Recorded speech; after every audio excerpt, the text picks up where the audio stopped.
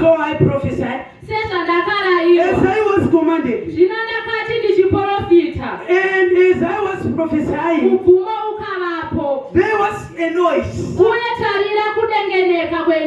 rattling sound, and the bones came together, bone to bone,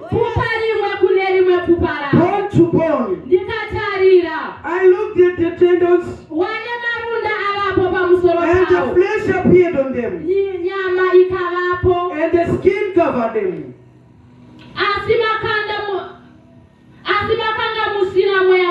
But there was no breath in them. Then he said to me, prophesy to the breath. Prophesy, son of me. And say to it, this is what the sovereign Lord says. Down from the four winds, O breath, and breathe into this land, that they may live. So I prophesied. As he commanded me, and the breath entered them, and they came to life, and stood up on their feet as a vast army. May the Lord bless the Lord. Hallelujah.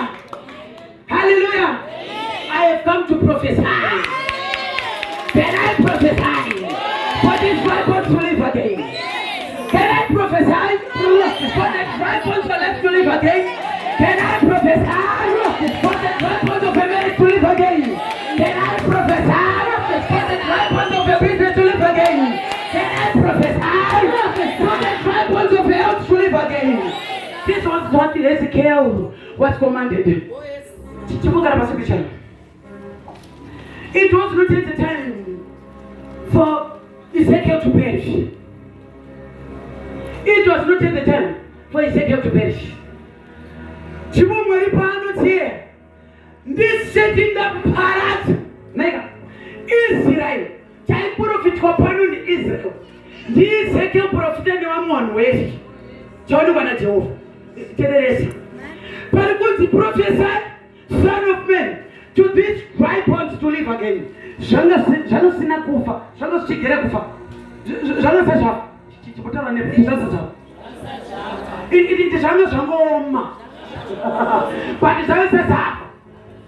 I'm telling, I know this. Uno no compare jalo no ndo moga sangoma manjika. Uno jalo sangoma. Ito ni momira ketele ya pesa. Momira ketele ya pesa. Without your marriage is at stake. Right now, that's speaking. Your business, your business is rotting. Huh? Am I speaking to somebody? Fathers will call us Shifaso. Shaitam Fananito. Wema Fupa. I want to the valley. The valley was representing life. Jesus. Kwame kwa mafupa general. Kunyika ya upeni.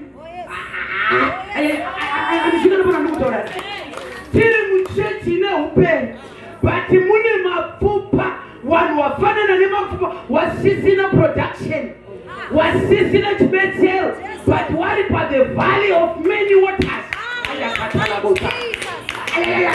Anisiwe. Tanya tindi wapuya pan. Tane upen, but in a marriage in my pupa. Hallelujah. And a marriage it doesn't exist. And a business it doesn't exist. But here to the valley. Don't pargunji, prophet Ezekiel. Can you prophesy? That terror and the Kaonen Mount coming in Zimbabwe, Harare. There are many of bones, but the mistake, they had the valley.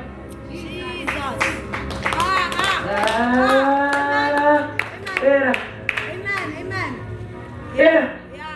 Dauna waroko wanufambane choka. Wasinagana chekucha. Wasinagana pekugara. Varikugara ma one room. But wali mchechecho wani.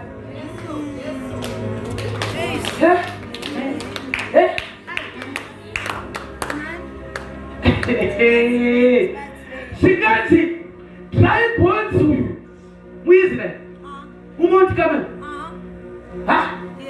mukristu uye munhu uri kuona chitoburwa nemadhadha uye ane marriage yapararo haisi yemuyadheni ndeye mukristu. Mwari kwakurwadziwa kwakuti please my prophet go and prophesy. Ona pazviri pavari panoyerera pane mveupen but ndo pazviri kufa.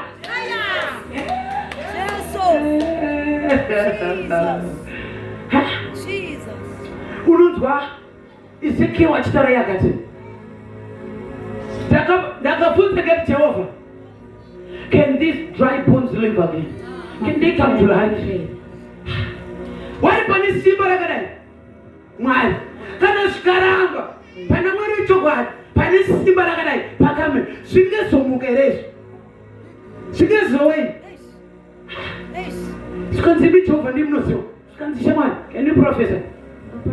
Asati zvafa izvi zvangooma amarangwana zvane mufananidzo yekufa but there is still hope kana tikadhila nemeka zvakanaka.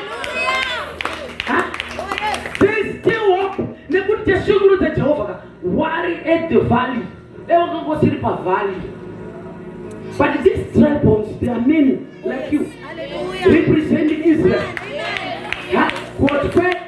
That Jehovah representing Jesus, representing Jacob, but at the valley mistake number one utanekuda usvike presence yaMwari karamba ringiromba zvite ita kuti zvinogadziriswa ita kune zvodzi zingatotorwa panyama yako, kune zvodzi zvinoda kutorwa mumatendons, mumabhonzo, mumabhodhlo, mumongo, panyama yako ichabatira zvanhasi zviri kuda mumapfupa, zviri kuda mumabhonzo kuti ukwanise kuchetegora inoya.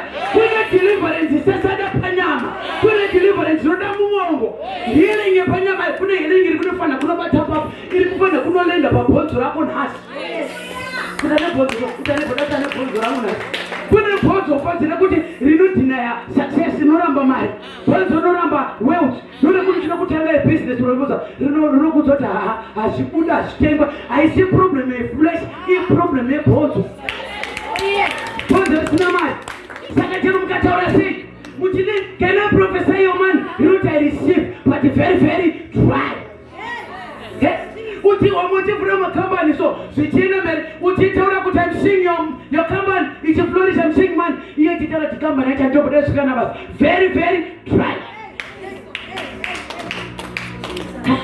Takanga likwakadzwa chiti chisingaitiki akuya foundation then I'll preach. Ndobva panapa wanzwa chinzi Wonderful. Because I saw a great many pots on the floor. And they was hit the floor. Some of them they were very, very mighty. Because they asked me, Son of man, can these bones live? I said, also may not. You alone know. Then he said to me, prophesy, these bones, say to them, dry bones. Say to them, dry bones, hear the word of